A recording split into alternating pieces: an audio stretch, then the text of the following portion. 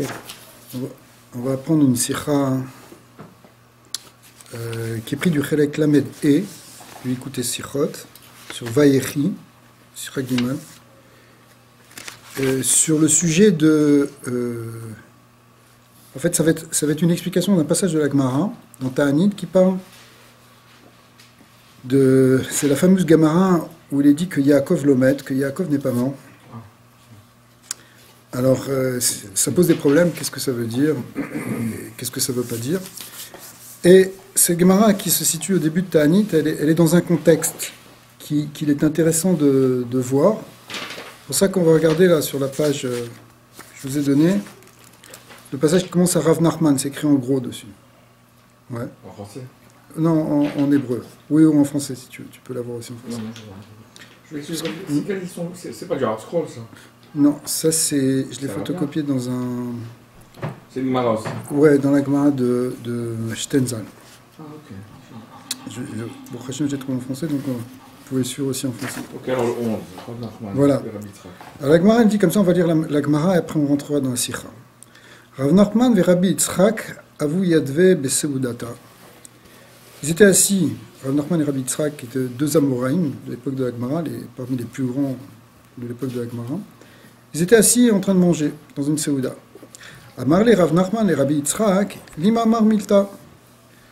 Rav Nachman a invité Rabbi Yitzhak à dire une parole, a priori une parole de la Torah. Genre, ils sont en train de manger, il lui dit, dis un Dvar Torah. Amarle, Achi Amar Rabbi Yochanan.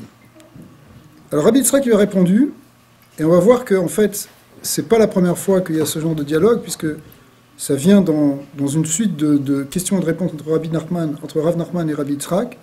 Et à chaque fois, Rabbi Yitzhak répond au nom de Rabbi Yochanan, qui était son maître. Rabbi Yochanan, c'est le grand maître de la Gemara. Amar... Hein? Non, pas Rabbi Yochanan ben Zakkai. Rabbi Yochanan ben Zakkai, ça c'était à l'époque de la Mishnah. Ça c'est à l'époque des Tanaïm. Mais Rabbi Yochanan, c'est celui qui est marqué tout le temps avec Resh Lakish. C'est beau. Rabbi Yochanan, lui, il habitait en Bavel.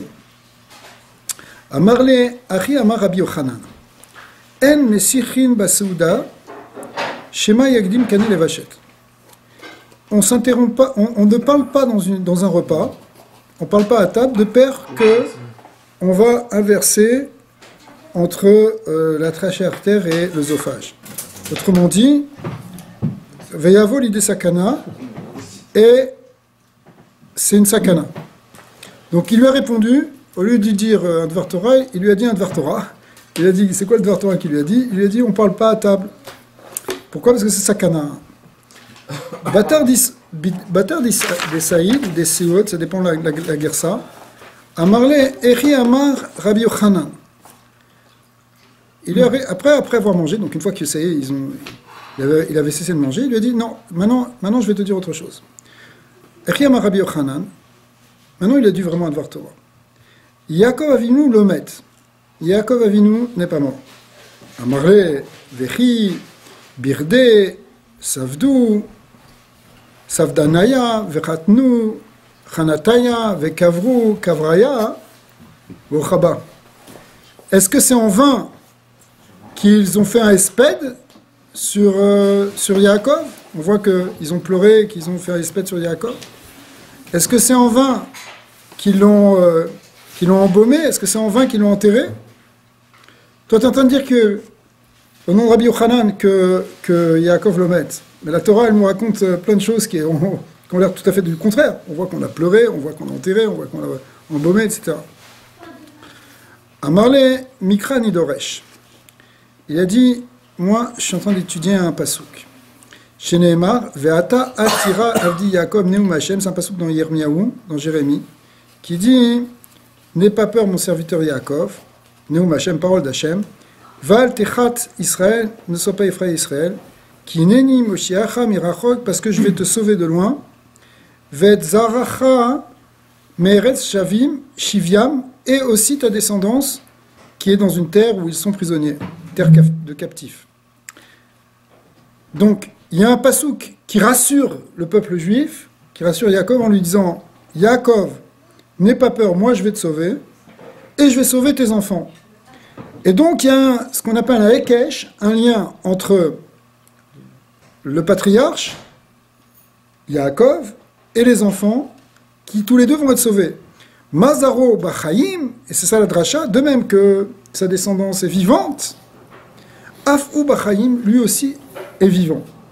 Donc, la réponse que donne Rabbi Yitzhak, a priori c'est toujours au nom de Rabbi Yochanan, il dit, c'est que nous on l'apprend en fin de compte d'un verset qui vient nous dire que Yaakov est toujours vivant au travers de sa descendance, comme sa descendance. Alors, a priori on a l'impression que c'est une descendance spirituelle, on va voir. Ok, là ça s'arrête là la Gemara. Là on peut prendre la Sikha qui va expliquer cette Gemara. Donc, le Rabbi ramène la Lachon de la Gemara, et on peut commencer donc en bas du premier paragraphe. Gvaramdu mefarshim al kama diukim basé. Les mefarshim ont déjà étudié ce sujet, et ils ont regardé déjà pas mal de détails. Alors, il y a des questions qui se posent dans cette Gemara. Je répète encore la Gemara, c'est une Gemara qui nous dit qu'ils étaient à table. Rabbi Nachman, Rav Nachman a dit à Rabbi Yitzhak, le Diran Dvar Torah, il a dit on ne parle pas à table parce que c'est sakana. Alors, et après qu'ils ont mangé, il a raconté cette histoire que Yaakov Lomet, avec la question que ça pose, que Rav Nachman lui dit comment Yaakov Lomet. Pourtant on voit toute la Torah qu'il a été enterré. Alors il dit non, on apprend d'un pasouk qui dit qu'il est encore vivant, comme ses descendants qui sont vivants. Alors on reviendra un peu sur cette Gemara un peu après. Et on verra le commentaire de Rashi, mais pour l'instant, on va poser les questions que pose le Rabbi. Ma reivar irviar, Rabbi Yitzhak, basé chez Amar en masrin besouda. Relichora, gam al irmatze, chal al masrin besouda. Imaginez Rabbi Yitzhak, il est en train de manger. Rav Nachman lui dit, dis-moi un Dvar Torah. Et qu'est-ce qu'il fait? Il lui dit, on ne parle pas à table. Mais si on ne parle pas à table, alors pourquoi tu parles à table? Il est en train de parler. Si c'est vraiment sakana, on ne parle pas. Ouais. Vadraba, Kevan Sheratza lo Imarlo Yaakov Avinu Lomet. Et en vérité, si le vrai Dvar Torah qui voulait lui dire, c'était pas ça, c'était lui expliquer que Yaakov Avinu Lomet, à la limite, il aurait mieux fait de le dire ça, c'était plus court, que d'expliquer qu'on ne parle pas à table et qu'en plus, chez Dibour Moat, Yoter, mais à Dibour, El Masirim Besouda, chez Mayagdim, Kanel, Veshev, Yavol des Sakana. En plus, il a donné le tam, il a dit de peur qu'on va inverser entre l'œsophage et la trachée. Yaakov Avinu le mettre, point. Et il aurait continué à manger. Alors, Yesh Mefarshim, il y a des Mefarshim qui expliquent chez Amrou en Masrin Besouda, lo et akavadon de levaer lama en ou yachol lima milta. Certains disent que c'est pas parce qu'il voulait lui dire, tu sais, je suis pas capable de te dire un mot là maintenant, pour ça. Et là, Léochicho, mais en fait, c'était pour lui dire, mais pourquoi tu es en train de parler? Toi, Rav Nachman. D'accord? Pas pour lui dire, moi, je ne peux pas te parler parce que c'est dangereux. Mais il lui a dit, mais pourquoi toi, tu parles? Il y a un principe qui est général dans toute la Torah, c'est que on donne priorité à quelque chose qui est là pour empêcher une avéra. C'est-à-dire, par exemple, il y a plusieurs exemples. Disons un exemple qui nous est connu à nous. Par exemple, on n'a pas le droit de dire un Dvar Torah dans un mikvé. Ouais, c'est un problème parce que tout le monde n'est pas habillé, c'est un endroit où on est à moitié dénudé, etc. Donc il y a une source de dire des vrais Torah. Mais si tu vois quelqu'un qui fait quelque chose qui n'est pas bien, qui fait quelque chose qui est interdit, tu peux lui dire. Ah, pourtant c'est une halakha que tu es en train de lui dire. Mais ça s'appelle la frouché meisura. C'est pour l'empêcher de faire une avéra. D'accord? Si tu vois quelqu'un, je sais pas, il va faire quelque chose qui est plus grave, tu peux lui dire ça. Donc, dans la tefila aussi? Oui, dans la tefila aussi. Dans la note 12, le Rabbi ramène que Ve'at shedoche kama isuin kemo leorot lifne rabo. Par exemple, aussi, tu es à côté de ton maître. Normalement, tu n'as pas le droit de dire une halakha à côté de ton maître. Mais si tu vois quelqu'un qui est en train de faire quelque chose qui n'est pas correct, tu peux le dire sans prendre l'autorisation de ton maître. Pourtant, ça s'appelle que, à la limite, tu es mauvais l'ifne rabo, c'est un grand issour, c'est très grave, etc. Mais on voit que non. il ramène aussi l'histoire du Moudouin. Alors, donc en fait ici, quand il a dit El Masirin Besouda, lui aussi, en fin de compte, c'était pour l'empêcher de la floucher Meissoura, les gabés char d'Ivret Torah, pour pas qu'ils disent d'autres d'Ivret Torah. Ou l'Eda, Amar Yaakov Inu Lomet, En bon nafkuta le maase velo le'alacha. Et d'un autre côté, si tu l'opposes avec le dibour de dire Yaakov Avinu Lomet, c'est pas quelque chose qui est nogué à la halacha, donc c'était plus important de dire ça, qui était un lien de halacha, de ne pas parler la bouche pleine, mais en tout cas quand on est à table, on va voir que c'est pas évident, parce que d'un autre côté, il y a un lien de dire des livrets Torah pendant le repas. Mais c'était plus important que de dire le Dvar Torah de Yaakov Avinu Lomet. Aval, piroujzet tsari riyun, ça c'est donc certainement les Farshim ramènent comme ça, mais a priori c'est pas tout à fait satisfaisant. De les fiser ayalo rak le hashmiu psak halacha, parce que si c'était vraiment la frouchem isura pour le sauver d'un interdit, il aurait fallu simplement lui dire tak le din, en masrin besouda. Il n'était pas obligé de donner tout un pirouge parce que de peur que tu vas devancer tu vas faire devancer le véchette avec le canet. Velo le harir bediburo. ולבאר גם טעם הדין, שמא יגנו לבשל ויבוא לידי סכנה. ואף שמובן שזה מגדיל את חומר הדבר, bien qu'en réalité, tu pourrais dire que le fait de donner l'explication de pourquoi on ne parle pas à table, c'est quelque chose qui vient insister sur l'importance de la chose. Quand tu expliques pourquoi quelque chose, ça donne plus de force à ton dibour. D'accord ? Si je te dis, tu sais, c'est interdit, bon, c'est une chose. Mais si je te dis, c'est interdit parce qu'en fait, c'est une sakana si tu fais ça, si tu fais ça, ok, ça va c'est plus important. Mais ça, c'est un cas particulier parce que c'est l'explication de la chose même qu'il est en train de faire l'inverse. Ça veut dire, le fait s'il avait juste dit à la fin, si on ne parle pas à table, et après il n'avait pas expliqué, là, ça aurait montré à quel point c'est important. Chazak. Aread Rabba, mitamze goufa, en lo leharir bediburu ata. Si c'est ça vraiment, alors on ne parle pas. Même ça, c'est Ouda, évidemment, du Séouda. Et là, les 4 cerfs, bechol efshari, au contraire. Genre,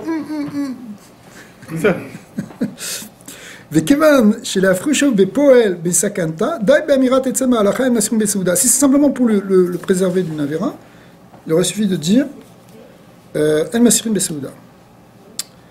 On ne parle pas à table. Lama lo imtin et osafat ta'am halacha ad batar desaïd. Pourquoi est-ce que il n'a pas attendu de dire ça après, il aurait pu expliquer après. Ok, donc ça c'est... On ne sait pas très bien encore le pirouche. Deuxièmement, Kevan shekol inyane aTorah en betachlit adiyuk, mistaber lomar she ma'amar Rabbi Yochanan, comme il a dit, Achi amar Rabbi Yochanan, chez Amrou Batar de Saïd, Yaakov Avinu Lomet, yesh lo kesher vesheichut im hadibur, Achi amar Rabbi Yochanan. Dans le temps, c'est par rapport à quand c'est maintenant, c'est comme si c'était ponctuel qui était mort ou... Non, il a dit Yaakov n'est pas mort.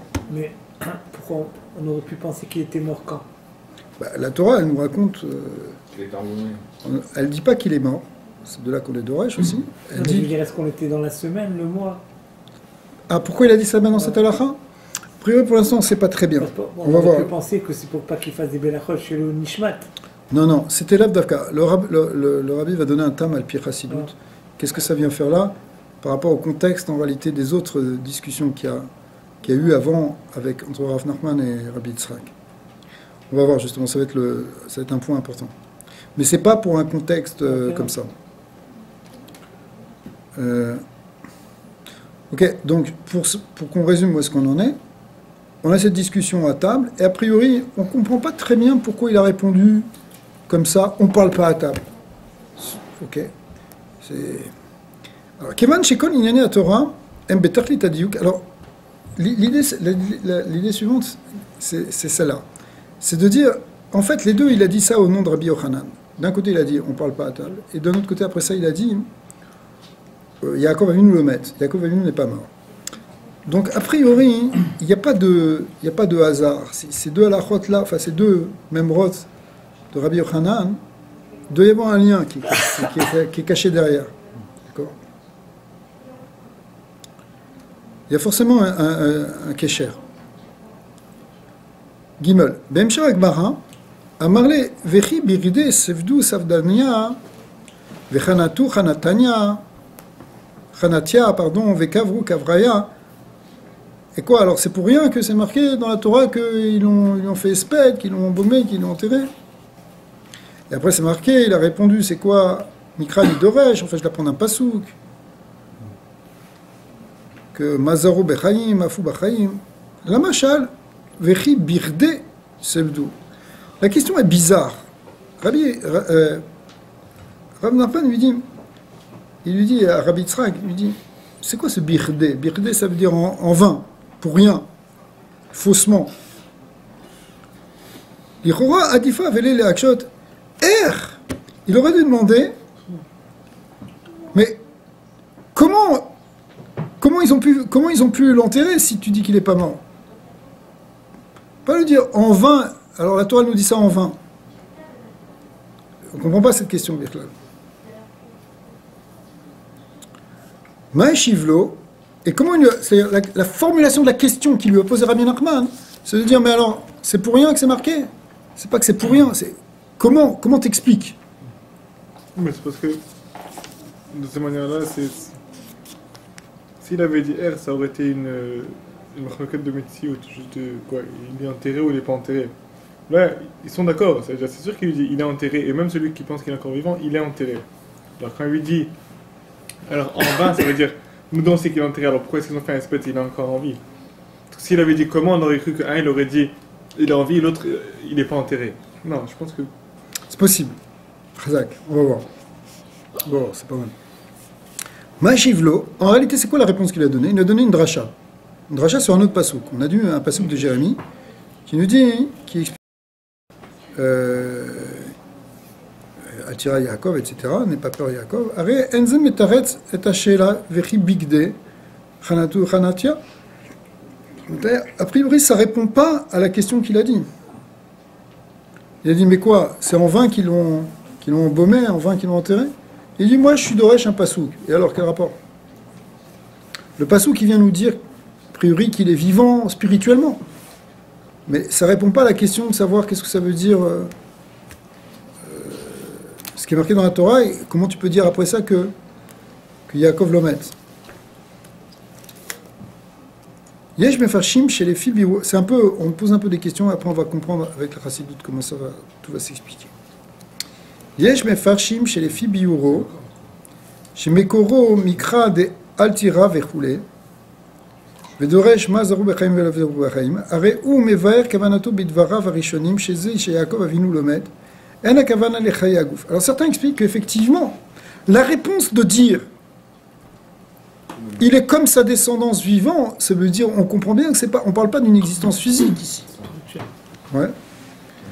Mais, aval, nous sommes falzés chez les fizés, emouvan maou achidou chez Dafka be Yaakov Neymar.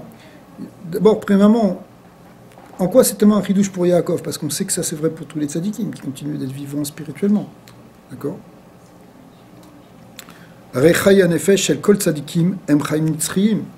sait très bien que la vie de l'âme, la vie spirituelle du tzaddik, elle continue, elle est même encore plus grande après 120 ans. D'accord. Et alors écoutez là maintenant, hein, c'est marqué. Hein. Donc, si vous voulez, il y a des mefarshim qui disent, ici on parle d'une vie spirituelle. Bon, on parle d'une vie spirituelle. C'est tellement un grand chidouche de dire ça sur Yaakov Lomet et les autres. D'accord? Tout le monde, Rabbi Akiva, Rabbi Shimon, ils sont aussi Lomet. Ok? Si c'est comme ça, si on parle de spirituel. Et à part ça, il y a un Rashi qui est très problématique ici, et que le Rabbi ramène, mais Piresh Rashi Begmara Sham, il dit qui mikra nidoresh, vea de chanatu chanataya, le fait qu'on voit qu'on l'a embaumé. Comment il explique Rashi? C'est Vurimayu Shemet. Ils ont pensé qu'il était Met. Et ils ont pensé qu'il était Met. Ça veut dire, ils ont cru qu'il était Met. Qu'il était mort. Ouais. Ça veut dire qu'ils l'ont embaumé vivant. Ça veut dire, on l'a vu embaumé, on l'a vu enterré, donc on a cru qu'il était mort. C'est ce que dit Rashi. On a pensé qu'il était mort. Il n'était pas mort. Rashi, il dit... Mais on part physiquement, pas spirituellement. Parce que si un Rashi doit être compris par des enfants de 5 ans, les enfants de 5 ans n'ont pas pensé à la vie spirituelle. Regardez... Quand on dit mort, c'est mort mamache physique. Regardez on va regarder Rashi. Regardez, vous l'avez Rashi là-bas, c'est dans la deuxième page 42. Mikra Nidoresh, Vea de Chanatu Chanataya, Zvurim ayu shemetz. Ils ont pensé qu'il était mort. Et la Gemara elle continue, elle disait Mazor Bachayim, Mishu Mekabetz et Israël Meretz Shavim, etc. On saute. Afu Bachayim, Shavenu Begola, Kede le Gool et Banav, les Nav, Kemo Shematzinu Bemitzraïm, Vayar Israël, on voit qu'il était là. Vedarshinan, Israël Saba. Et on explique ça sur Israël Saba, c'est-à-dire Israël Saba, ça veut dire Yaakov Avinu. De Chanatu Chanataya, pardon, on voit qu'on l'a embaumé. Nidmu lahem shemetz. Il y a eu un dimion. Nidmu, ça veut dire, il y a eu une illusion qu'il était mort. Avalaya, aval chayaya, mais il était vivant.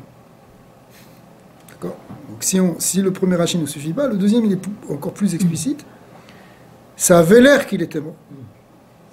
Vous l'avez, tu l'as trouvé meilleur? Tu l'as, Daniel? Ça avait l'air qu'il était mort. Nidma lahem shemet, aval chayaya. Lui-même, Israël Saba. Israël Saba, ça veut dire Yaakov Avinu ou pas Israël, le peuple juif ou l'entité de l'âme d'Israël. Parce que ce qui ramène ici Rashi. C'est Yosef qui était vivant. Il a dû assister à voir ce qui se passe. Les Égyptiens, c'était des grands spécialistes dans le jeu. Savrou, ils ont cru, ils ont pensé, Nidmu lahem. C'est dans la Torah, c'est pas écrit aussi, peut-être. Hein? Pour ça aussi, peut-être, c'est pas écrit dans la Torah. C'est pas marqué clairement qu'il est mort. Yosef et la Mav, je crois. Mais Voilà, il est enterré, quoi. Mais quand même, tu vois que la personne, on va le pleurer, on va l'embaumer pendant 40 jours. La Torah nous dit qu'elle va l'embaumer 40 jours. D'ailleurs, c'est un problème d'histoire d'embaumer. C'est une marloquette entre Rabbi et Chachamim. Si c'était une Avera ou si c'était pas une Avera. Je crois que c'est d'après Chachamim, c'était pas bien. Ou d'après Rabbi, c'était pas bien. Ce qu'a fait Yosef. Chachamim, son collègue, au contraire, c'était bien. Le Zohar aussi, il pensait que c'était une bonne chose. Qu'on l'embaume. Parce que c'est une chéla, normalement on n'embaume pas. Le principe normalement c'est qu'on enterre le plus tôt possible pour pas laisser un instant de trop reposer le corps hors de la terre. Et tout de suite il doit être, le corps commence à être absorbé par la terre. Parce qu'il doit retourner au Hafar. Et en réalité, d'après la Kabbalah, c'est qu'il y a une purification qui se fait. Cette purification, c'est tout le lien du Chiput Akever, toute la notion de la décomposition, c'est ce qui va permettre après, au moment de Triat Hametim, à partir d'un petit os qui va rester, de reconstruire le corps. C'est ça que dit. C'est comme ça qu'on. Ouais, le louz. C'est comme ça que les Chachamim voient. Alors, l'idée, c'est qu'au contraire, ça doit être décomposé le plus tôt. Donc, quand tu embaumes et que tu momifies, a priori, c'est quelque chose qui va contre cette nature-là de destruction du corps. Mais sauf que Yaakov et Yosef, parce que Yosef aussi, on voit qu'il est embaumé, eux, ils étaient tellement de sadikim que de toute façon, leur corps ne se décompose pas. Comme on voit dans l'histoire avec Rabbi Elazar bar Rabbi Shimon, Rabbi Elazar, le fils de Rabbi Shimon bar Yochai, dans la Gemara dans Baba Metzia, Daf Pedalet, qui raconte qu'ils n'ont pas enterré tout de suite. Sa femme, elle l'a mis au grenier, il est resté pendant plus de 20 ans. Il ne s'est pas décomposé. Pourquoi? Parce que le gouffre, il était tellement... La femme de Rabbi Elazar. Le fils de Rabbi Shimon. Ouais. Enfin, c'est l'Abdafka qui l'a mis, mais elle a été dans la maison. Et pendant 21 ans, il n'a pas été décomposé du tout. Pourquoi? Parce que ça, c'est le gouffre des tzadikim. Alors, c'est pour ça que le Zohar a dit que le fait qu'ils l'ont embaumé, c'était pas quelque chose de négatif, au contraire, c'était pour montrer que lui, il avait une dimension d'éternité. Ça pose des questions très profondes, parce que c'est à la limite, d'un certain côté, on pourrait voir quelque chose comme quelque chose de païen et et de contraire à la Torah, les fêtes d'embaumer. Ouais, et puis parce que ça veut dire on veut garder le gouffre intact, parce qu'on pense que c'est pour donner une espèce d'éternité à l'individualité. Pourquoi les pharaons ils se faisaient embaumer, etc. C'était pour rester éternel. C'est une quête de la vie éternelle, mais dans le gouffre. Continue de vivre à travers la chose. Il y a vu chez les Incas aussi, ils momifiaient. Et les momies, ils les sortaient régulièrement pour faire des processions avec. C'est-à-dire comme si le roi, il est encore là avec nous, il est vivant, il continue d'être vivant au travers de sa... Il continue de vivre, son corps n'est pas détruit, son individu est toujours le même, son âme reste dans cet individu-là. Il ne va pas être dans un guilgoul ailleurs, il ne va pas partir dans une transmigration ailleurs. Yosef aussi, c'était comme ça? Non, Yosef, on ne l'a pas sorti comme ça, mais l'idée, c'est une marque locale dans la Gemara, la Mishnah. C'est incroyable. C'est ses os à Yosef. C'est pour parler de ses os. Oui, mais il y a une Hanata aussi. La Torah, on voit la fin de Parasha. On n'est pas encore arrivé dans Ils l'ont mis dans l'eau. la montée de Shabbat. Tu sais, ils l'ont mis dans l'eau. Oui, après, ils l'ont enfermé dans un haron. Quoi? Vous avez cet écologie par un truc étanche? Un haron de plomb, non? Ça va. Un plombé. Alors, ça c'est beau, c'est gavouché, quoi, mais alors, l'idée ici... Alors, c'est quoi l'idée? Vous voulez garder le corps? Non, ils ont fait ce que les Égyptiens faisaient. Les Égyptiens faisaient, alors maintenant, est-ce que c'est... En fait, c'était comme sous l'ordre de Yosef. Mais, donc, est-ce qu'on reproche ça au roi Yosef ou pas? C'est une marloquette. Le Zohar pense du côté que c'était une bonne chose qu'il a fait. Le Rav Mordechai, il avait témoigné pour le Khida, parce qu'il avait assisté pour le domaine. Que le gouffre n'était pas dégradé. Hein. Il avait assisté, témoigné, il avait raconté. Même que c'était ready, quoi, pour plus le prendre. Reconstitué même. Reconstitué, que c'était même ready, ils avaient dit. Ouais, mais la Gemara, elle dit qu'une fois, elle a eu très peur, la femme de Rabbi Elazar, parce qu'elle a vu un ver qui sortait de son oreille. Et il est venu Rabbi Elazar en rêve, et il lui a dit, ça c'est parce qu'une fois, j'ai entendu dire du mal sur les Talmidei Chachamim, et j'ai pas réagi assez fortement. Il a laissé passer les choses.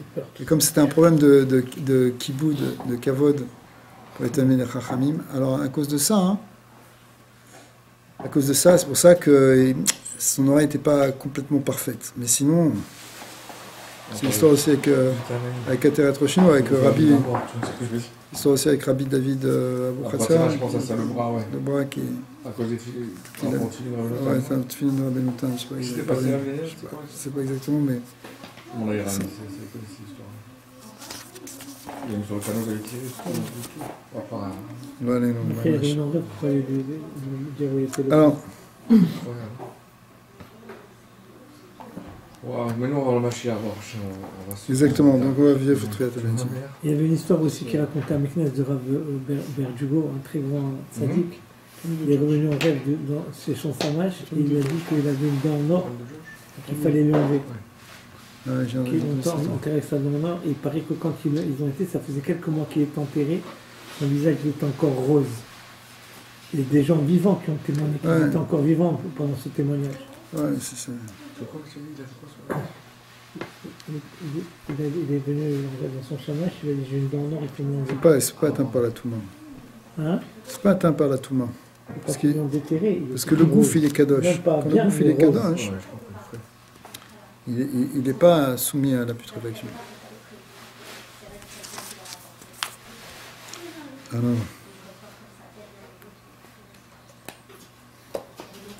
Donc, alors Rashi, c'est difficile de dire que c'est un problème de vie spirituelle. On revient à notre sujet.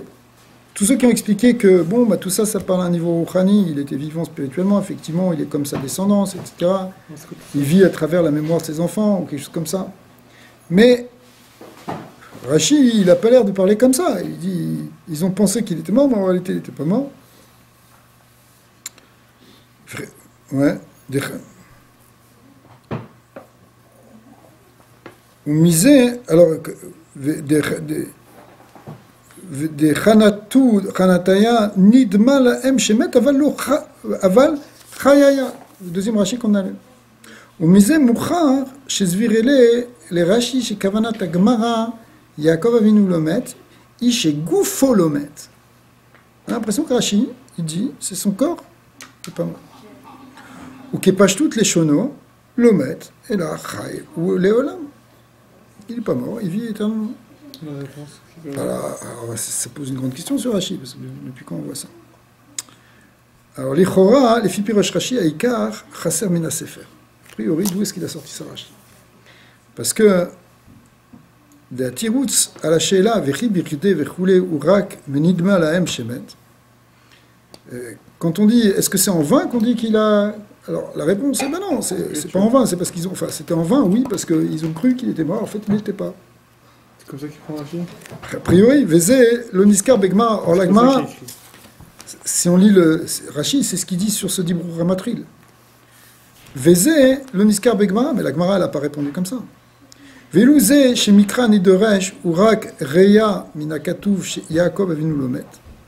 Et en fin de compte, ça voudrait dire dans ce pshat-là que c'est simplement une preuve pour dire qu'il n'est pas mort, mais ce n'est pas la réponse en tant que telle. La vraie réponse, c'est Nidmu Lahem, שהימת אבל היה חי, באמת היה חי. חזק, ברוך הבא.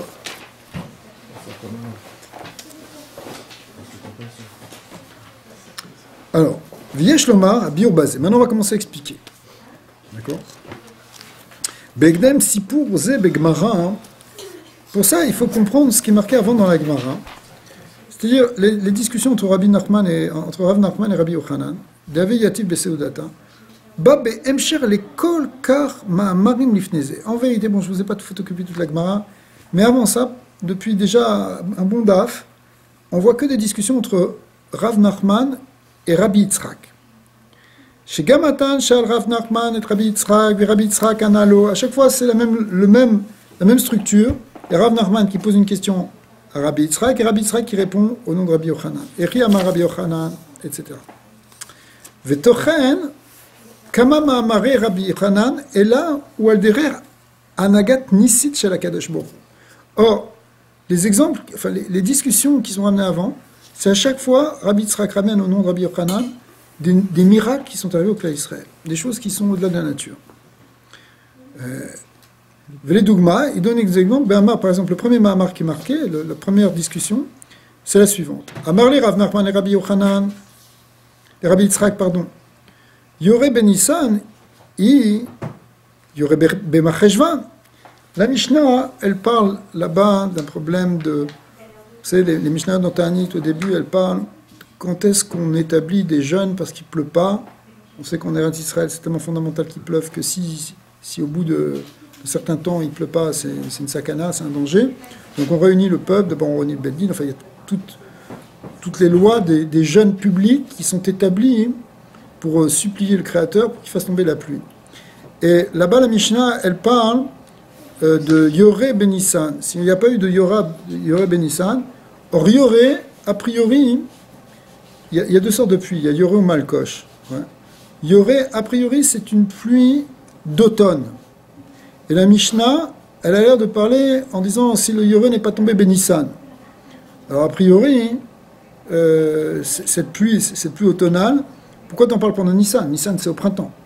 Alors, c'est la question que Rav Nachman a posée à Rabbi Yitzhak. Il dit c'est quoi ce qui est marqué dans la Mishnah? Tu parles de Yoré, le Yoré en Nissan, mais Yoré, c'est pas en Nissan, c'est en Cheshvan. C'est une pluie, la même pluie en automne ou la pluie au printemps, n'est-ce pas? C'est pas le même style de pluie. À Marley, et d'ailleurs, il pose aussi la question sur Malkosh, parce que Malkosh aussi, c'est au contraire une pluie de printemps, et là, on en parle là-bas en automne. À Marley, Eri Amar Rabbi Yochanan, Bime Yoel ben Petuel, à l'époque de Yoel ben Petuel, c'est-à-dire le prophète Yoel, Nikayam Mikrazé, ce passouk ça a été accompli. Dirtiv, Vechoulé, Otashana Yatsa Adar Velo Yardu Geshamim. En fait, c'était une année spéciale de sécheresse, à l'époque de Yoel.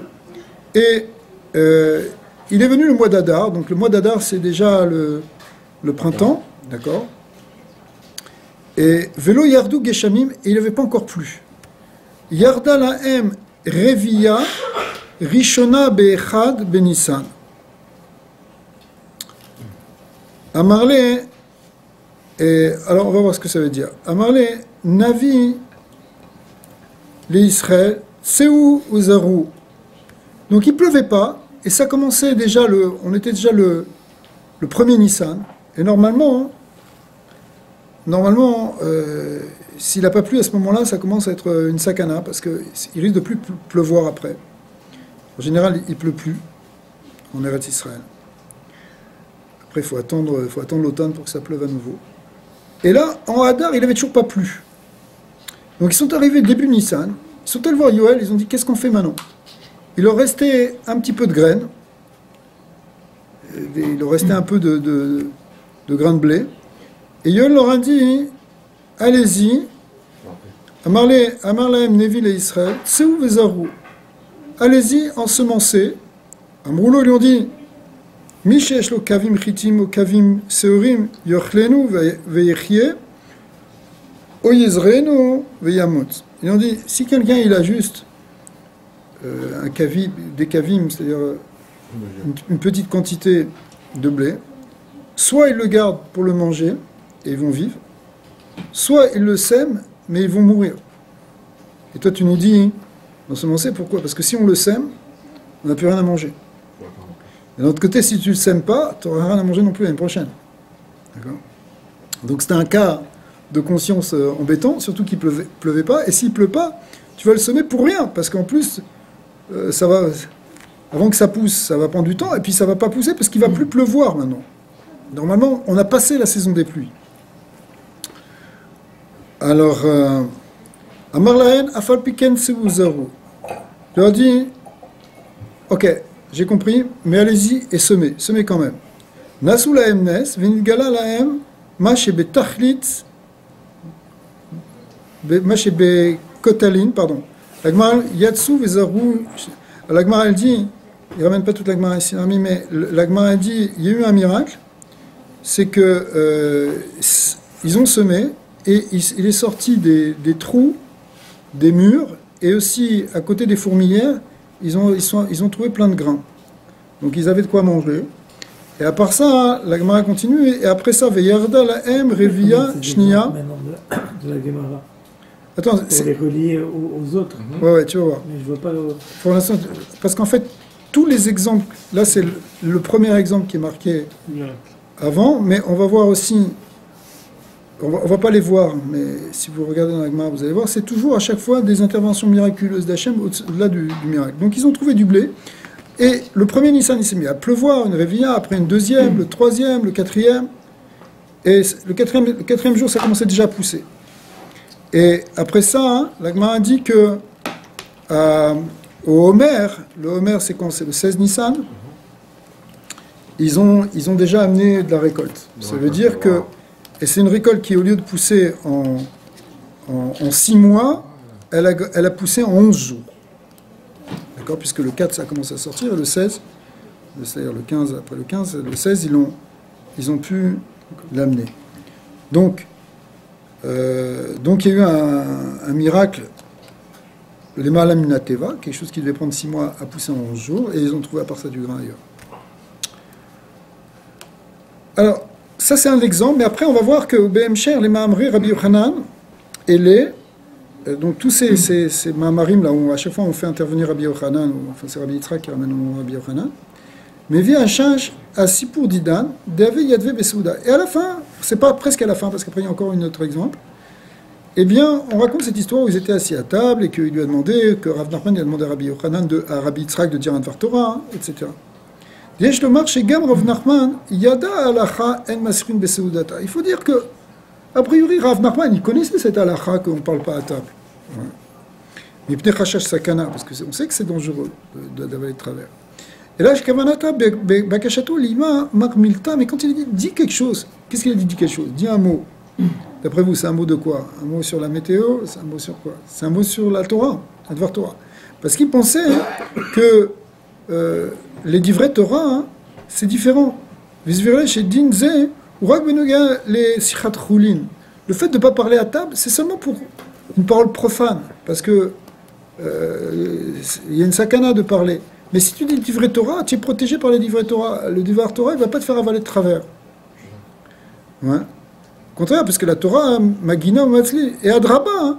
En plus de ça, c'est marqué dans la Mishnah, dans Pirkei Avot, etc. Lo Amrou, que des shulchan de Lo Amrou, alav divrei Torah, qui ou achou, mizivrei metim, que si quelqu'un il mange dans une table sans dire de divrei Torah, la Mishnah dit c'est comme s'il mangeait une table d'Avodah Zarah.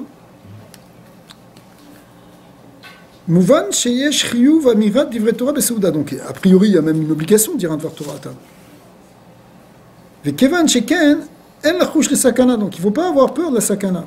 Qui kacher Israël oskin ba Torah, parce que lorsqu'Israël sont au sec dans la Torah, ils font de la Torah, le pitzivoy Hashem. Akadosh Baruch Hu shomram gam im alpi teva yesh rashesh sakana. On est protégé même si d'après la teva c'est une sakana, puisque maintenant tu as une mitzvah de le faire.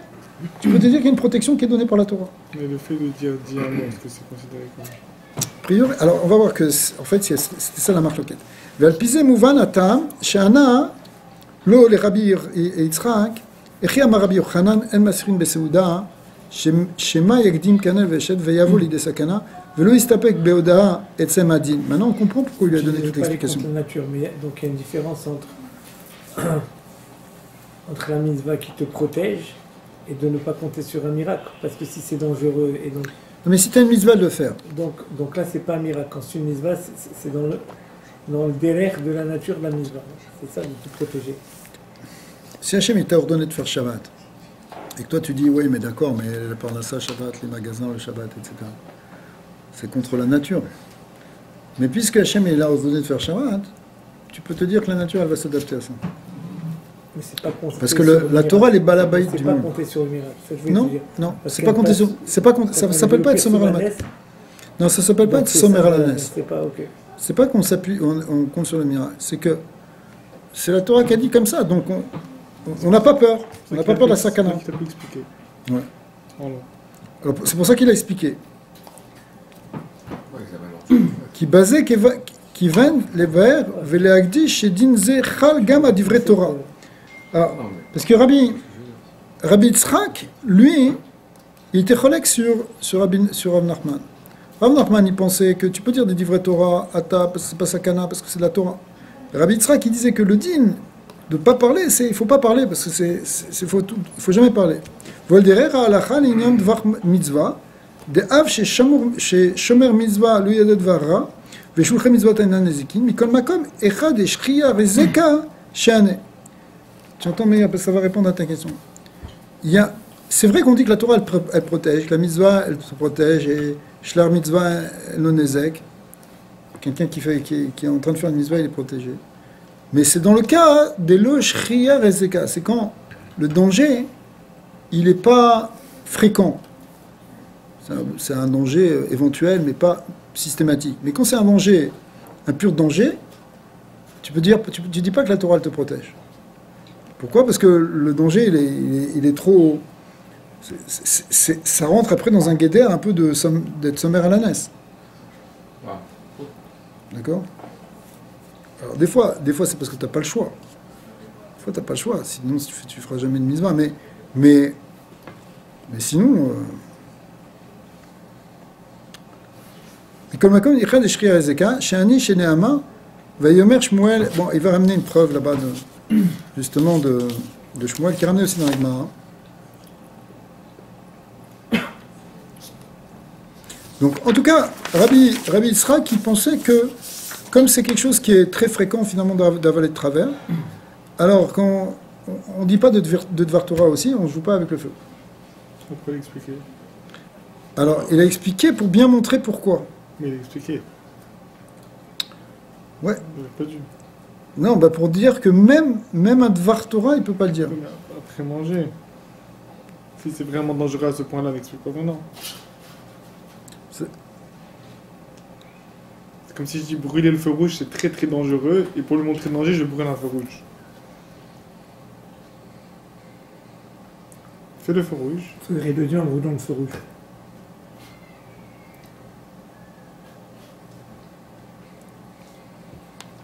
peut-être pour stopper, pour pas que ça continue. Arrêter de brûler les S'il forêts. avait dit, après il répond plus, il parle plus. C'est ce qu'on avait dit au début, non?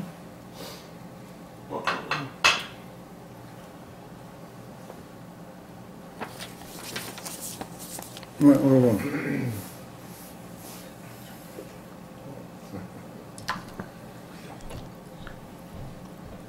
Disons que l'idée, ici, c'est vraiment pour insister sur l'importance de la chose.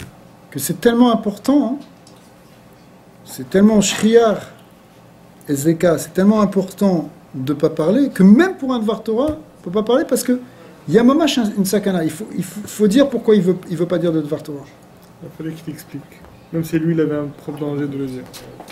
Alors, il peut s'appuyer sur le fait que c'est une parole de Torah, donc ça allait le protéger. Ah, parce que c'est... Non, Lui, il dit l'inverse. non, parce que là, c'était la frouché Missoura. Oui, mais en le Après disant lui. seulement, pourquoi l'expliquant? Parce que... Sans explication, c'est pas appelé la chez Mitsura, c'est ça qu'on veut dire? Non, parce qu'il faut insister pour bien que ce soit clair. Pour donner de la force, pour empêcher la discussion, justement. Oui, mais c'est justement ça que je veux dire, c'est que juste après dans la Gemara, si on suit la suite, bon, ils ont arrêté de parler, et après, juste après, il a fait un Torah. Alors il aurait pu pas après lui expliquer, et lui dire voilà, c'est parce que c'est Ouais, pas- mais sur le coup, il fallait bloquer la chose. Ça... Ok, alors on dit que si sur le coup il avait pas expliqué, ça aurait pas arrêté la chose. Ouais. C'est ce qu'on a dit avant, c'est-à-dire que c'est pour donner un coar à ce qu'il dit. Quand tu expliques une chose, c'est ça qui donne de la force à ce que tu dis. Un avis. Alors là, il fallait bloquer même dans l'idée du livret Torah, parce que, justement, d'après Rav Nachman, on avait le droit de parler de livret Torah. D'accord. Alors pour lui montrer que d'après lui, on ne peut pas dire de livret Torah, il fallait qu'il insiste maintenant. Oui, mais ça voudrait dire. Sinon il aurait l'autre, Rav Nachman, il aurait pu lui dire, oui d'accord, mais ça c'est dans le Chol. Mais dans la Torah, tu as le droit. Non, mais alors ce qui est choquant dans ça, ça veut dire que quand Rav Nachman il lui a dit de dire un mot, il y avait une possibilité de croire qu'il a dit dis un mot de Chol. Non, Alors c'est sûr qu'on parle de Torah. non, Alors, s'ils diront du pas, on non. parle pas. Lui il a dit, dis un Dvar Torah. Alors c'est ça. Mais Alors, Rav Yitzhak, il a dit, même un Dvar Torah, je peux pas dire. mais juste en disant on parle pas pendant qu'on mange, ça veut dire qu'il peut pas dire un Dvar Torah, sinon il aurait dit, non? C'est pour te dire, moi je pense que même dans les livrets Torah, on peut pas dire. Ah, je sais que tu parles de livrets Torah. Parce que Rav Nachman aussi, il sait qu'on ne doit pas parler à table. Mais il pense qu'on peut dire un Dvar Torah. Mais maintenant, quand il lui répond en lui expliquant, c'est pour dire, mamash, même les livrets Torah, on peut pas dire. Ok. Pour bloquer la discussion. A priori, c'est comme ça. Maintenant, j'ai compris ce que tu as dit aussi. Hein. Non, je sais. Alors, voilà, venez, on va continuer, on a bientôt fini. Allez bien, on va rentrer maintenant dans le fond du sujet. Au basé, on est à Haute Gimel. Au basé, Yesh levaer gam emsher asipur des bâtards des Saïd Amarle, Echiam Arev Yochanan et Yaakov Avinu Lames. Donc maintenant, on va comprendre la suite de la Gemara. Les filles à Pirouche de Léin, Nimsa Shebe Maana, Rabbi Yitzhak, El Masrin Vechule, Veyavoli de Sakana, נרמז עניין כללי בגדר פעולת התורה ומצוות על ענייני העולם. דאב שאמר רבי יוחנן שישנם כמה פעמים ואופנים שהקדוש ברוך הוא עושה ניסים לישראל שלא על פי טבע לגמרי, מכל מקום פעולת התורה ומצוות של האדם צריך להיות בטבע העולם.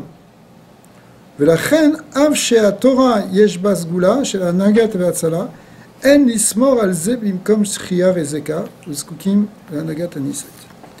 Alors, en fait, il va lui donner une leçon.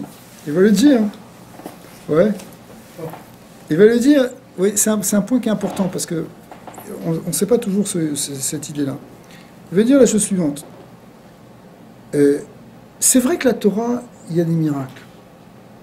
Et Rabbi Yochanan, il a donné plein d'exemples de miracles. Il y a plein de choses qui sont comme ça. Mais attention. D'un autre côté, on n'est pas là vraiment pour les miracles. On est là pour faire les choses dans le derer à Teva. C'est pour ça que c'est vrai que la Torah, elle peut te protéger, elle a une force de protection parce qu'elle est les Ma'ala Mina Teva, donc elle ne suit pas vraiment les lois du monde. Ouais. Mais d'un autre côté, comme les choses doivent s'accomplir dans le derer à Ola, il ne faut pas trop pousser la chose. Par exemple, quand c'est Shriya Rezeka, quand le Nezek il est fréquent, quand il y a vraiment...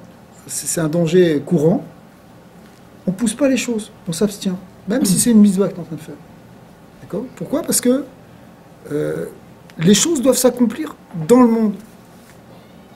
Vous comprenez? C'est-à-dire, c'est pas que la Torah, c'est un truc, c'est miraculeux, et que ça n'a plus rien à voir avec le monde.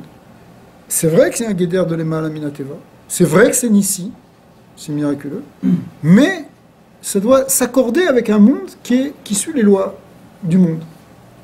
Ah oui. Et ça pour deux raisons. Ouais. Est-ce que c'est possible de dire juste un truc que je pensais avant mais je l'avais pas dit, que peut-être que s'il avait juste dit la halakha, Rav Nachman il aurait cru que c'était un Torah et qu'après ils en auraient parlé. Ah ouais, on peut dire comme Mais ça. comme il C'est lui a peut-être- dit c'est dangereux comme ça, alors ça a montré que je suis pas en train de te répondre en faisant un devoir Torah. mais je que suis en train c'est de te dire que les Afouché un- Missour. Voilà. Comme ça, tu réponds encore Comme mieux. tu dis, ça dépend de Razak. la qualité du danger. Alors, en réalité, il y a deux raisons pour ça. Premièrement, Aleph, Danger à 100. Mitzad guiderait à Teva. D'abord, premièrement, les limites et les règles du monde. Qui chouké à Teva, Atzmam, Embriat Shel HaKadosh Baruch Hu, qui est pouvoir Beran. Il y a un principe qui est connu, c'est marqué dans le Rav, dans le Ran, Rabbeinu Nissim. Hashem Yisbar, Shechafes Hashem Yisbar, Virtsono Lekayem Minago Shel Olam, Bechol Ma She'efshar. C'est que c'est la volonté d'Hachem que les lois du monde soient suivies, les lois de la nature soient suivies. Ouais, Dina de Malchuta Dina, ça c'est encore un truc entre les hommes, mais ça retrouve un peu les mêmes idées. T'as raison. Mais en tout cas, que on suive les lois de la nature. On va pas commencer à faire des trucs de magie ou des choses quoi. Premièrement, on ne parle pas de la magie. La Torah elle interdit tout ce qui est magie, tout ce qui est divination, tout ce qui est incantation, etc., pour modifier les lois de la nature. Déjà, premièrement. Mais même des miracles qui viennent par la Gdusha, c'est une chose qui est bien, qui est possible, d'accord? Mais de manière générale, Akadosh Baruch Hu a un désir que les choses se fassent dans les lois du monde naturel. Pour qu'on ait un libre arbitre. Parce que si Akadosh Baruch Hu, Chazak, entre autres, c'est vrai, mais parce que Akadosh Baruch Hu, s'il a créé le monde de la nature, avec des lois physiques, Ouais. ça fait partie de sa création, c'est sa bria à lui aussi. Donc ça veut dire qu'il veut qu'on exprime quelque chose, que quelque chose s'exprime dans ces lois-là. Surtout qu'il nous a créé après. Voilà, exactement, et que la Torah a été dévoilée après aussi. Et ça c'est donc, premièrement, du point de vue de la nature elle-même, c'est quelque chose qui a une valeur en tant que telle. Parce que les goïms aussi peuvent comprendre que ce système. Ils ne peuvent pas comprendre notre système. Peut-être, mais en tout cas, de notre point de vue à nous, on sait qu'il n'y a pas que les lois de la nature, mais il y a aussi le surnaturel. Et on parle du surnaturel qui est dans la Gdusha. Malgré tout, la nature en tant que telle, elle a une valeur intrinsèque. Qu'il faut pas, a priori, il ne faut pas la modifier. On peut jouer avec, on peut essayer de dompter les lois de la nature physiquement avec... ça se comprend, l'homme, il va essayer d'arranger la nature pour son bien-être, etc. Mais on ne cherche pas à faire quelque chose de magique par rapport à la nature. Oui, Daniel, une petite parenthèse. Quand vous posez la question, est-ce que c'est parce que c'est géré par deux noms différents d'Akadosh Baruch Hu? Oui, c'est vrai parce que c'est... L'essence de la chose. C'est pourquoi? Parce que la Teva c'est Elohim et Akadosh Baruch Hu c'est Hachem, Havaya c'est le Malamina Teva et en fait Hachem ou Elohim. Mais c'est sûr, Bereshit bara Elohim, le Shem Elohim il va exprimer les forces de la Teva, c'est aussi quelque chose de divin. C'est aussi quelque chose qui vient de Dieu. Il y a le Ratzon Hachem dans la Teva. Alors, là on commence à s'approcher discrètement du sujet fondamental ici de qu'est-ce que ça veut dire Yaakov Lomet. Mais ça, c'est le premier point de vue, c'est du point de vue de la nature. Mais deuxièmement, Pour un chien. du point de vue de Torah ou Mitzvot Goufa, Kelomar, Inyan shel Torah ou Mitzvot, ou lif'ol betevat haolam velo leshanoto. C'est que les Torah et les Mitzvot, elles sont faites de telle manière qu'elles sont là pour agir dans le monde, mais pas pour changer les lois du monde. Tu vas prendre une matzah, tu vas la prendre, et ben la matzah, tu vas prendre avec de la farine et de l'eau, et c'est quelque chose de gashmi et qui suit des lois, et si tu laisses plus que 18 minutes, ça monte, etc. D'accord. Il ne s'agit pas de faire quelque chose qui est hors de la nature. Tu amènes quelque chose qui est de l'ordre de l'éternité, qui est un commandement d'Hachem, qui vient de la volonté d'Hachem, qui vient du Ensof, mais, et ça rentre dans le gashmi, dans la matière, dans les lois du naturel, y compris dans le temps, tu dois manger la matzah à telle date et pas une autre, si tu manges après, ça ça doit fonctionner dans les gdarim du temps, et dans les gdarim de l'espace et de la matière, donc dans les lois du monde, et c'est là pour influencer, pour amener quelque chose, mais pas pour changer les lois du monde. C'est pas ça le but de les... On n'est pas, une mitzvah, c'est pas... T'es pas en train de faire un rituel magique pour faire envoler quelqu'un. D'accord? Donc de ce point de vue-là, on voit que la Torah nous a pas... Kadosh Baruch Hu, il aurait pu nous donner des mitzvot, de réciter des shemot pour faire des péoulotes, des choses comme ça. C'est pas ça. C'est des choses qu'on fait, à la limite même, dans la vie quotidienne, vraiment dans le monde de la Teva. Ouais, c'est parti aussi, hein. Hein? Pourtant, cette partie, elle existe aussi, je veux dire. Oui, mais pas en tant que mitzvah. Non, je sais pas ce que je veux dire. On n'a pas de mitzvot. Elle existe, quoi. C'est la fameuse histoire aussi avec l'Admor Hazaken, quand il a été pris en prison et qu'il voulait faire Birkat Alevana, et il a demandé qu'on arrête le bateau pour faire Birkat Alevana, mais et que le gars, il a dit non, moi j'arrête pas. Et finalement, il a dit non. Et finalement, il a fait une tuila et le bateau s'est arrêté. L'autre, il n'arrivait pas à repartir. Alors, le gars, il a compris que c'est parce qu'il y avait ici un grand sadique, qu'on n'était pas en train de rigoler avec lui. Il a dit d'accord, vous pouvez faire. Mais le Admorazagan ne l'a pas fait. Il a laissé la barque repartir. Et il a dit maintenant, arrête là. Il a arrêté, il a fait Birkat Alevana. Alors la question, c'est pourquoi il n'a pas fait au départ quand ça s'était arrêté de manière miraculeuse. Parce qu'il ne voulait pas faire les mitzvot dans un guéder extra-naturel. C'est pour ça d'ailleurs que l'histoire qu'on raconte avec Rav Gringlas qui a secoué le truc, c'est complètement faux. C'est une histoire fausse. J'ai entendu plusieurs de ces talmidim qui disent pas du tout. Ça n'a rien à voir avec Rav Gringlas. Rav Gringlas, c'est le dernier ce serait le dernier à faire quelque chose comme ça. J'ai rencontré ça au Pizza. Parce que Dafka, c'est le contraire complètement de l'esprit du Admorazaken, de l'esprit Chabad. C'est que les mitzvot, elles doivent faire Alpiteva. Je vous le montrerai à la Yeshiva. Son grand-père, c'était un bon ami de Rav Gringlas. Et il était là quand ça s'est fait. Ah ouais? Alors présente-le-moi, parce que moi j'ai entendu parce que moi je lui ai demandé, je lui ai dit, mais il pote me dit, lui le voir parce qu'on parlait de Rav Gringlas, alors je reviens tout ça avec moi d'ailleurs. Et il me disait, il m'a dit mon grand-père, il était au Chalim, j'ai oublié son nom, il a les cheveux, il est grand, rocatique, parce qu'il faut que la boîte, tu connais les meilleurs, les lunettes rondes, minces, il prie toujours sur le coin, il paraît que la boîte de Tzedaka.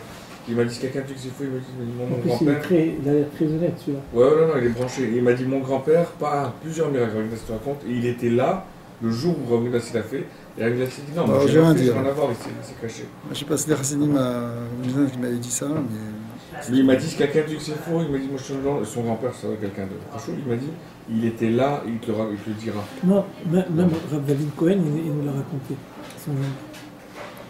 Le rabbi n'a pas écrit une lettre après même pour dire qu'il ne faut pas en public, non? C'est l'histoire. Je crois pas. En tout cas, je vous le montrerai avec plaisir à la Avec plaisir. En tout cas. Il va pleuvoir. Si vous pouvez maintenant nous sortir un mouchoir pour enlever le froid, ce serait très bien. Moi, je vous dis ce qu'il m'a dit, c'est incroyable parce qu'il n'y a même pas 2-3 semaines sur les choses, je fais plus souvent. Et on a parlé de Rav Gringlas et tout. Il m'a dit, tu m'avais déjà raconté ça, qu'il t'avait dit ça. Ouais. Il n'y a pas trop. Non, mais il m'en a reparlé il y a 2-3 fois. Il m'a dit quelqu'un. Mais les histoires avec Baba Salé comme ça. Lui, il m'a dit, si quelqu'un, c'est moi qui m'a dit, si quelqu'un dit que c'est faux, ben mon grand-père était là et c'est proche de lui. Et voilà, et voilà. Il était très fatigué. Mais c'est incroyable. Ok, a priori donc, ça doit se faire dans le lieu de Torah, la Torah Mitzvot, du point de vue la Teva c'est un côté sacré aussi, et les Torah Mitzvot ne sont pas là pour changer les lois de la Teva, au contraire. Ok, Dalet. V'yesh l'omer basé, chez basé pligué Rabbi Yitzhak et Rav Nachman. Peut-être que c'est ça en fait, la marque locate ici entre Rabbi Yitzhak et Rav Nachman. C'est marqué comme ça. Batar de Saïd Amarle, Echi Amar Rabbi Yochanan Yaakov Avinu Lomet. Après qu'ils aient mangé, qu'ils aient fini de manger, écoutez bien, on rentre dans le Inyan al-Pi Chassidut. C'est là qu'il lui a dit Yaakov Avinu Lomet. Sheesh Lomar, Shekavanat Rabbi Yitzhak Bazé, il Leadgish, She'en Ta'am Adavar, Shekiyum Torah Mizvot Tzoril Liot Betam Haolam, Kemudgash, basé chez Mesirin Beseuda, Afilou le Bidivre Torah.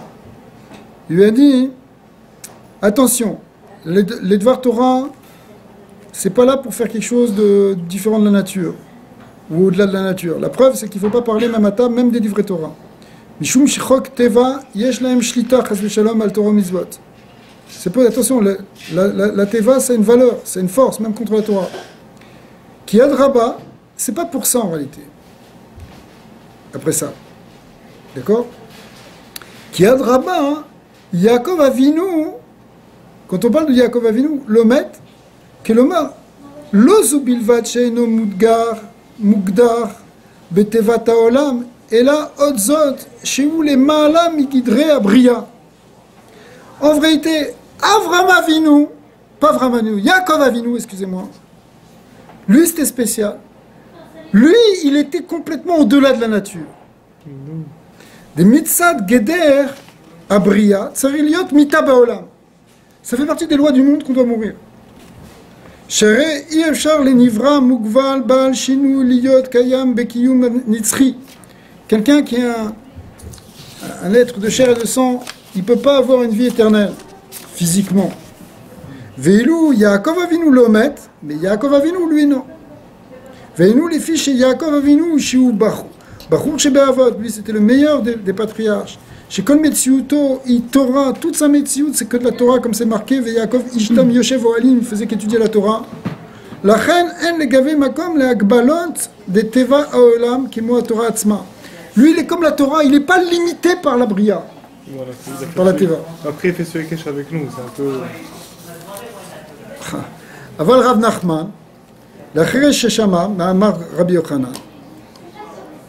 Mais une fois que Rav Nachman il avait entendu que El Masrin Besouda Vechoulé, Veyavo Lidi Sakana, Nakat Apirouj Bedivre Rabbi Yochanan, chez Zvirele, qui ofen Arishon Anal, chez Torah Mitzvot, qui fit chez Nitnu les matins Mugdarim Begeder Ateva, Veyesh Lomar de Zeuma chez Ekshe Vechi Birde Sivdou, etc. C'est-à-dire que si toi tu dis qu'on ne parle pas, parce qu'il y a il peut y avoir une influence de la Teva sur la Bria, sur la Torah, que la Teva, elle peut être plus forte que la Torah par certains côtés. Alors, c'est là qu'il a posé la question, est-ce que c'est en vain qu'ils l'ont pleuré, en vain qu'ils l'ont enterré, etc. Vélo, Ikshalo, Bepashtut, et qu'il n'a pas demandé comment ça se fait, comment ils ont fait, Asou, Dvarim Eile, comment ils ont pu faire une chose pareille si tu dis qu'il n'est pas mort. Deikar kavanato eita le akshot mise chez Mesupar Batora de Savdou, Savdania, etc. Qu'est-ce qu'elle a dit la Gemara, hein? Que c'est ça le problème. C'est comment ça. La question c'est qu'est-ce que la Torah. Pourquoi la Torah nous raconte ça? Vegam naase al pit sivui chez Yosef, et qu'en plus c'est fait sous l'heure de Yosef, et a priori, ubiprat et akvura chez mitzvah, venaasit al pit sivui Yaakov et Yosef, même Yaakov il avait dit qu'on l'enterre en Eretz Israël. Donc non seulement il fallait qu'ils soient enterrés, mais en plus c'était une mitzvah. Umuchar misé chez Gam al pit Torah, yesh agdarat tevat haolam, qui אם תצא לומר שיעקב אבינו לומד, נמצא שכל המסופר בתורה על דרך הפעולה שנעשה, שנו בגופו של יעקב אינו ציור האמת על פי תורה, אלא רק בגדי לפי דעתם של המצרים שלא ידעו שלומד. En réalité, il a compris Rav Nachman. Il a dit c'est quoi hein? Tout ça c'était par rapport aux Égyptiens. Tout ça, pour eux, il fallait qu'on croie qu'il était mort. Eux, ils voyaient, c'est-à-dire du point de vue de la Teva, du point de vue humain, on le voit comme quelqu'un qui est mort. Mais du point de vue réel, lui, il n'était pas mort. Pourquoi il n'était pas mort?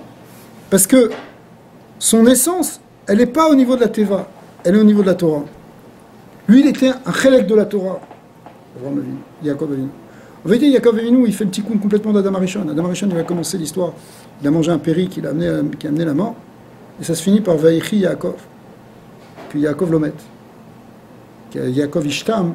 Tam, c'est Otiot Met. Il a transformé le mettre en tam. Pourquoi? Parce que c'est quoi le tam? C'est l'union de Torah.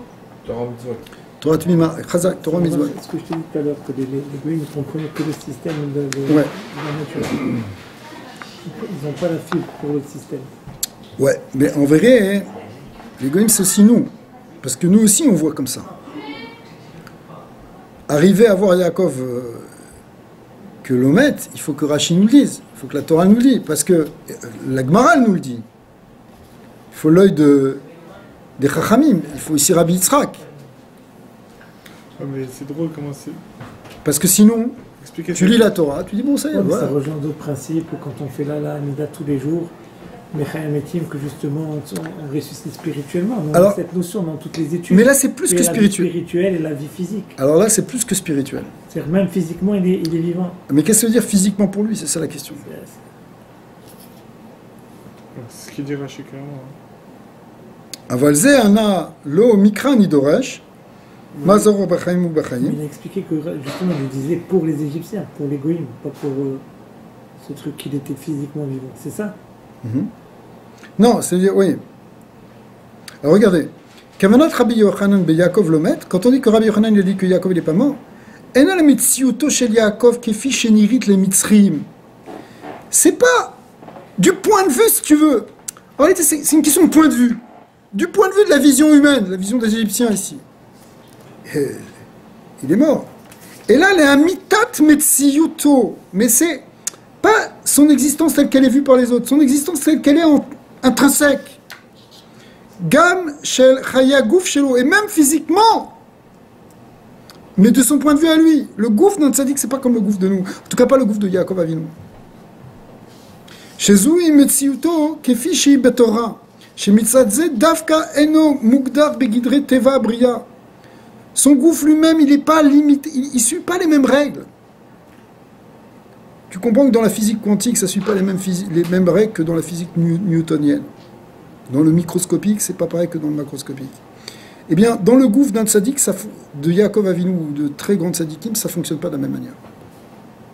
Les lois, elles changent à ce niveau-là. Pourquoi Chayaya, lui, il était vivant dans sa Metsiout. Vezou Sheomer, Mikra Nidoresh. Alors maintenant, on comprend pourquoi c'est marqué, c'est d'un passage que je l'apprends. Mazoro Bechaim Af ou Bechaim Deze, chez Af ou Bechaim, Eno Inyan Shenire les Bassar. Parce que quand on compare aux enfants, c'est pour dire, c'est pas quelque chose de physique au sens que, tel que c'est perçu dans le physique, par des yeux de chair comme ceux des Égyptiens. Et là, chez Skoukim, les Mikra, mais Mikra Nidoresh, c'est-à-dire du point de vue du Mikra, du point de vue de la Torah. Dans sa Metsiout de Torah, Qui est limité. un tzaddik, il aime tellement la Torah qu'il est Torah. Il est plus Bassar Vadam. Ou Bazé Goufa Anidoresh. C'est dans le Mikra, j'explique, dans sa dimension Torah, dans sa Metsiout de Torah. Alors, quand on dit Zaro Bachaim, c'est la Zaro qui étudie aussi. Chazak, ça veut dire, parce que là, a priori, on parle de quelque chose de spirituel, parce qu'effectivement, on parle que même sa vie physique, elle n'est pas comme on le comprend à un niveau purement matérialiste des choses. Et ça suit en disant que c'est comme une explication que j'avais vue autre chose dans le Torah, on parle de la Torah, mais que celui qui s'appelle Zaro, c'est celui qui fait comme lui. Oui. Pas juste une descendance. Donc nous aussi, on se dit cette dimension Chazak. Dans le même pas sûr que si on parle que celui qui est Zaro, celui qui étudie, lui aussi. C'est ça.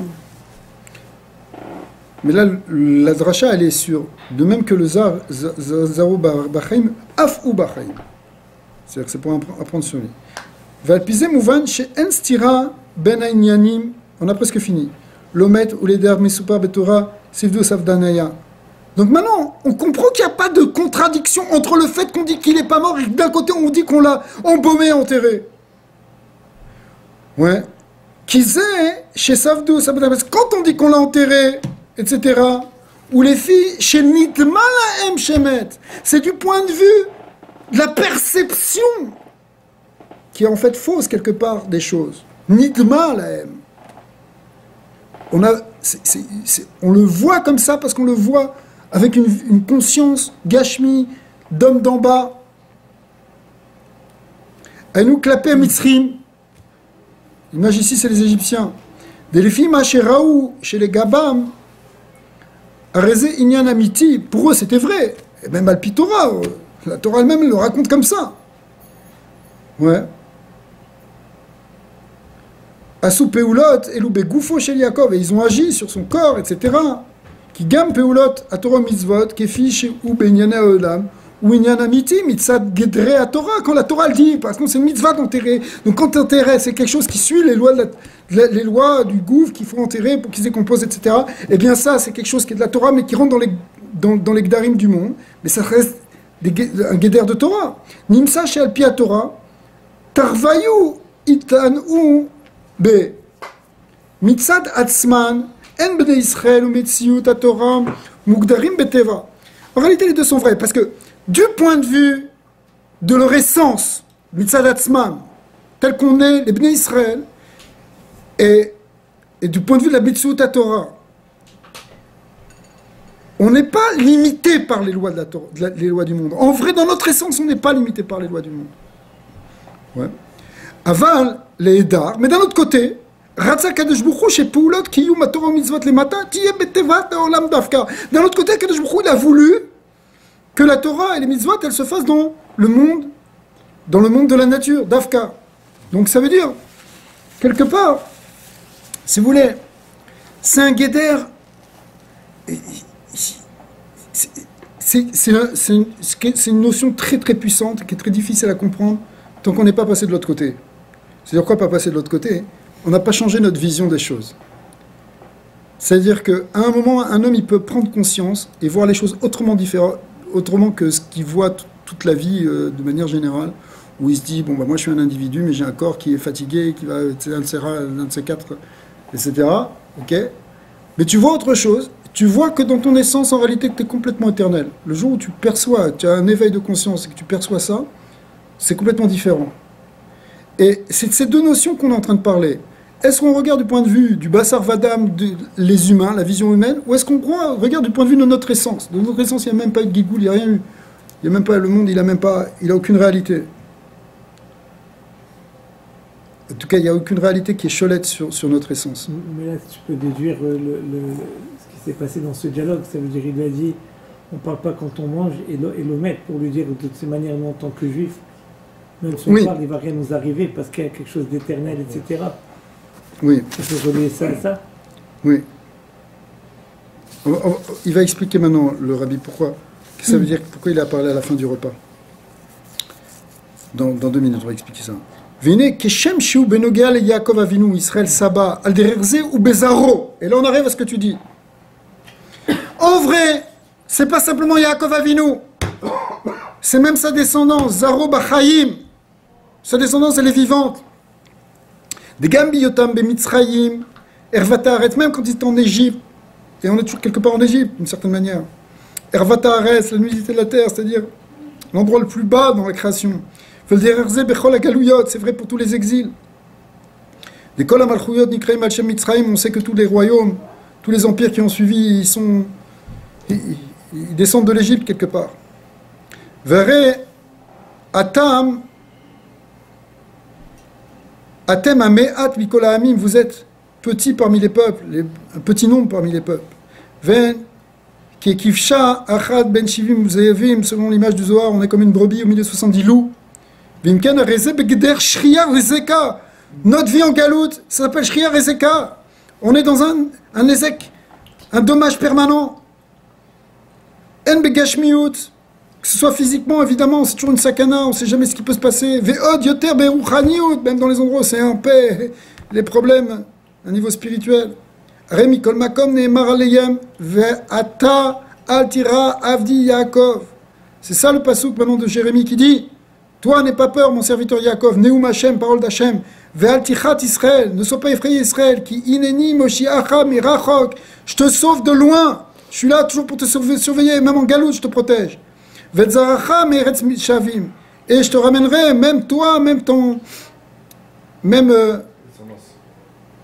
et ta descendance qui sont dans une terre de capture.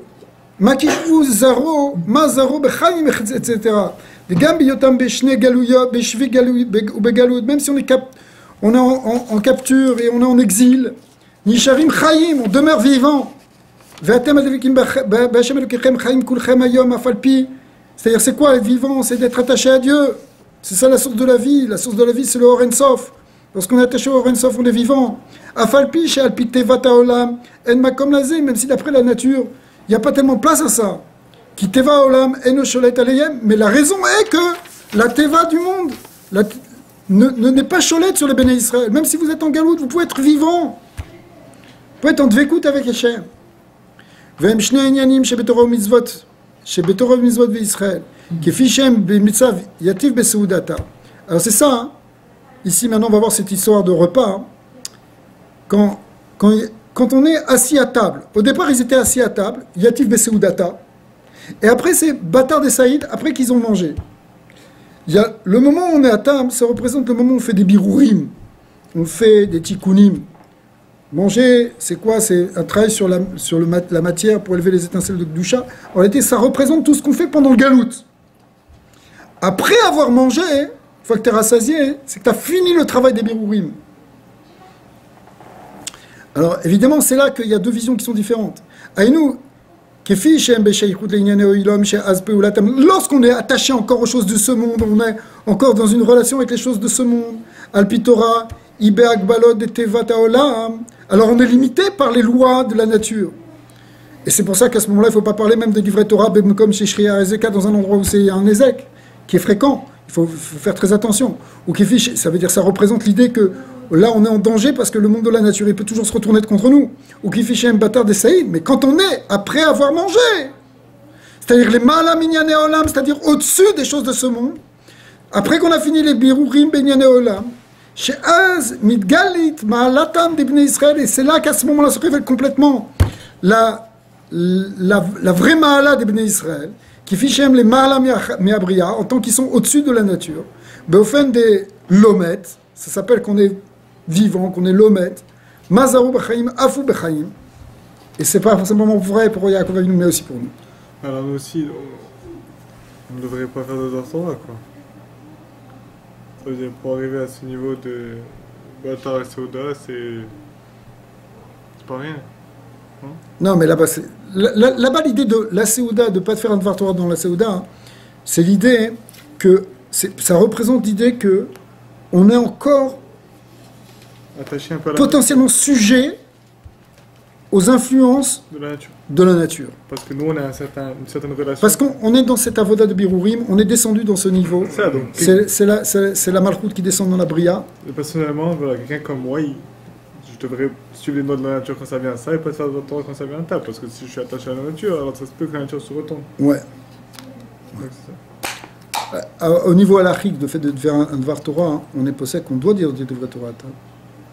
Pas ici comme on a vu dans Rabbi Yitzhak, mais le concept il est là. Le concept il est que tu peux pas te dire je suis au-delà du monde. On le fait alors après manger. Non, les massés de la halacha, on fait des Divrei Torah. Ouais. On va pas comme ça. C'est pour ça que c'est différent. Ouais, peut-être aussi. Ouais. L'inversion d'abord au début. Mais normalement, si on est penché sur le côté gauche. Venez. Ouais. C'est mon charme. Je vais m'écouter. Venez, Geder Anitzriyut. Alors on finit la Torah, là, il reste juste un petit paragraphe. Vav. Venez, Geder Anitzriyut. Le concept d'éternité. Gam Benogea le Chaya Agouf. C'est même si on en parle même d'ailleurs au niveau physique du corps. Av Shebegilou Inemar Zerak Benogea le Yaakov Atzmo. Ça c'est quelque chose qu'on a dit seulement sur Yaakov. C'est le seul sur lequel on a dit vraiment l'omet. Arebe Pnimiut ou Bechol Israël. Mais intérieurement, profondément, c'est vrai pour tout juif. Tout Israël. Pas plus par son nom Israël ou de Yaakov dans ce cas-là. Non, mais c'est intéressant. C'est ça, Yaakov Lomet. Plus Israël, Lomet. Là-bas, ça veut dire Mamash Israël Saba, Yaakov Avinu. On a voulu parler de son prénom, justement, de lui, de l'individu. Si c'était Israël, ça aurait été trop proche ou ça aurait été nous aussi. Donc ça aurait peut-être plus une ambiguïté, c'est vrai. C'est-à-dire nous, quand on a une dimension de Yaakov. Alors, peut-être aussi. Bien que ça a l'air d'être un peu le contraire, puisque... Alors, Kipsaka Mishnah, Et effectivement, la Mishnah, elle dit quoi? Kol Israël shlem chelek l'olam haba. Tout Israël a une part dans l'olam haba. Shipirouche olam haba, kan ou olam atria. Olam haba, ça veut dire ce monde-ci d'en bas, mais qui aura subi une étape qui s'appelle Triat Hametim. Ve'atam lazeh, mima sheshayer b'Mishnah, sheneemar, ve'amer kulam tzadikim leolam yirshu ared, mitzermet, masi yada leitpaer, שמצד עצם מציאותם שהם נצר מתי מעשה ידי, של הקדוש ברוך הוא יקומו כל ישראל לתחיית מתים, שאז גם בגופם יהיה קיים במקום נצחי. Donc on voit que le corps finalement aussi il est éternel, puisque après Triat Hametim il va continuer de vivre, et ça le seul fait qu'ils sont, on est des descendants justement de Yaakov Avinu et de Avraham Avinu. Ve'inyan zeh Avar Beirusha mi Yaakov Avinu. Ça, on l'a hérité depuis Yaakov Avinu. Chez l'Omet, où on dit qu'il n'est pas mort, ou Bifrat de Yaakov, ou Bachour chez Be'avot. Et particulièrement, pourquoi Yaakov Avinu? Parce que c'était lui l'élite de tous les Avot. Mitzad Bechirato, chez la Kadosh Baruch Hu. C'est parce qu'Akadosh Baruch Hu l'a choisi. Des Bechirato, Yidbarar Benogal et Kol Israël. Parce que le fait qu'Akadosh Baruch Hu il a choisi le peuple élu, le peuple Israël, et l'orak, ben neshama. C'est pas simplement au niveau de la neshama, chez Chelak Elokam Imal Mamash, qui est une part divine en haut, comme c'est connu. Et là, Beikar, Beagouf, qui est l'état Tanya, que le Tanya, il explique que c'est pas simplement, que c'est quoi le nyan de l'élection d'Israël, c'est aussi dans le gouf. C'est-à-dire que le gouf lui-même, il a quelque chose de spécial. Et c'est pour ça qu'il est potentiellement, il est éternel. Au musée, chez Savdou, Savdanaya, Verkoulé, maintenant le fait qu'on l'a embaumé, etc., qu'on l'a enterré, chez Gamze, Aya Alpitora, et que ça c'est aussi d'après la Torah, les filles, chez Nidmala M. Shemet, parce qu'on a vu, pourquoi? C'est parce que ça veut donner une impression, c'est-à-dire extérieurement, et ça veut dire qu'il était mort. Ba venimshar akoar, les kol echad ve'echad, chez Aderer le'agir, les Triat Hametim, y alidé à avoda des zikour, birou ragouf. Donc on comprend maintenant que pour nous, la manière d'arriver vers Triat Hametim, d'arriver vers cette éternité, c'est en purifiant le corps, en l'affinant, en faisant un birou. Bitou la gouf, comme c'est marqué, le bitou la frère tachouv, qu'il faut le ramener dans la poussière. Là, il va s'annuler, il va se détruire. Shaliede bitul ze, qui mouvoir comme achem, chez Mikaem ze, alide, avoda ruchaniu, de nefshi, ka afar le koltiye, ve eno choser le afar mamash. Là-bas, on explique dans les Mamarim qu'il y a une nuance entre le fait qu'il n'est pas vraiment détruit. Il retourne vers le Hafar, mais il va être comme le Hafar, littéralement. Baïm acharkar les Triat Hametim, begulat amitit ve'ashlema. Et ça, on va le vivre avec la Géoula Shlema. C'est-à-dire que, en réalité, on a hérité d'Yaakov Avinu, le fait que nous aussi, notre gouffre, il a une doucha particulière. Pour que ça fonctionne, il faut effectivement qu'on fasse des birourim dans ce monde.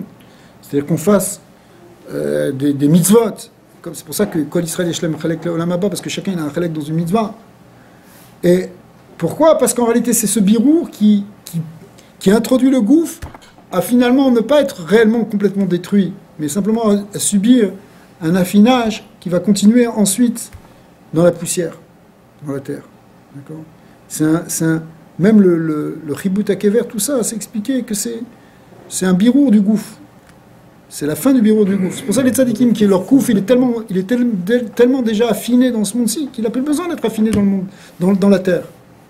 Mais en réalité, tout ce travail d'affinement, c'est pour arriver simplement à ce que le gouffre, il enlève toutes les scories, tout le mal et toute la négativité pour continuer dans l'éternité d'une manière pure.